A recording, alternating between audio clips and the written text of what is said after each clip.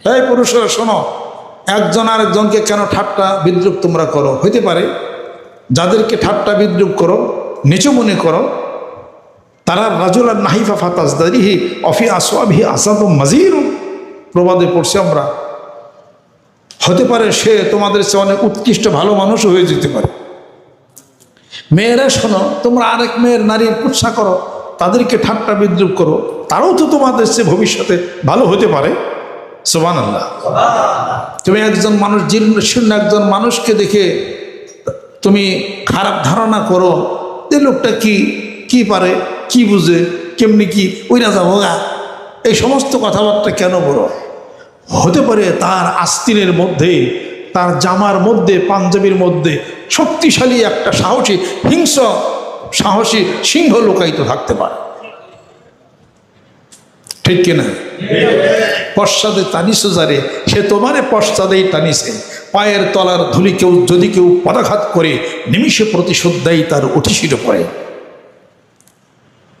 এই জন্য তো কবি বলেন, রিক্সাওয়ালা বলে কারে তুমি ইয়াদ ঘৃণা করো, রিক্সাওয়ালা বলে কারে তুমি ইয়াদ ঘৃণা করো, কিষান বলে কেন হেলা করো, শ্রমিক বলে কেন এড়িয়ে চলো, রিক্সাওয়ালা বলে কারে তুমি আজ ঘৃণা করো। আমার রক্ত ঘাম বুকের পাঁজর দিয়ে তোমার প্রাসাদ তৈয়ার। কত ভালো কথা, আমার রক্ত ঘাম দিয়া তোমার প্রাসাদ তৈরি হয়েছে। আমি রিক্সাওয়ালা, আমাকে ঘৃণা করো। হ্যাঁ, আমি ইরান, আমাকে ছোট মনে করো। হ্যাঁ, ছোট বলে কাকু ভাবিও না, ছোট ছোট বর্ষি গাতে বড় বড় বিন। সবচেয়ে পরাশক্তি পৃথিবীর সুপার পাওয়ার ইরানকে মনে করছিল ফু দিয়াই উড়াই দেবে। কে দিয়ে পারস না, ফুদা যায় না।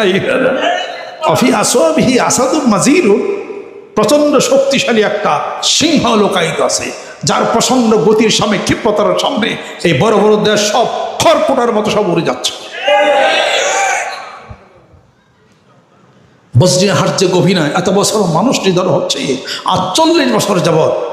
এরপরে ফিলিস্তিন দখল করে নিয়ে গেল, বাইতুল মাকদাস দখল করে নিয়ে গেল, 55,000 মানুষকে রক্ত পিপাসু দ্বিতীয় হালাকু খান এই ইসরায়েল, এই নেতানিয়াহু।